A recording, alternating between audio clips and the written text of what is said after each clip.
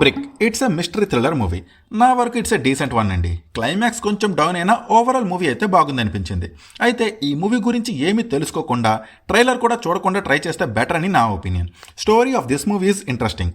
ఈ movie story and premise నాకైతే ఇంట్రెస్టింగ్గా అనిపించాయి. Narration was good till climax. Climax కొంతమందికి నచ్చొచ్చు, కొంతమందికి నచ్చకపోవచ్చు. నాకైతే క్లైమాక్స్ అండ్ ఎండింగ్ అంత కన్విన్సింగ్గా ఏమనిపించలేదు. బట్ టిల్ క్లైమాక్స్ నరేషన్ మంచి ఎక్సైటింగ్గా అనిపించింది. ఈ మూవీ పేసింగ్ మంచి ఫాస్ట్ పేస్డ్ ఉంటుంది. సో ఎక్కడ నాకైతే బోరింగ్గా అనిపించలేదు. స్టార్టింగ్ నుంచి క్లైమాక్స్ వరకు ఈ మూవీ నన్నైతే మంచిగా ఎంగేజ్ చేసింది. ఈ మూవీలో decent kind of intense and thrill moments అయితే ఉన్నాయి.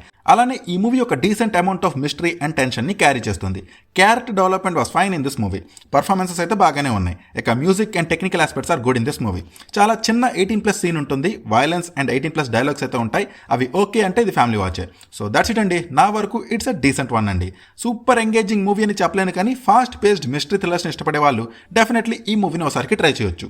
ఇది నెట్ఫ్లిక్స్లో తెలుగులో కూడా అవైలబుల్గా ఉంది. మరి ఈ మూవీ పైన మీ ఒపీనియన్ని please do comment and please do subscribe. Thank you. Take care. Bye.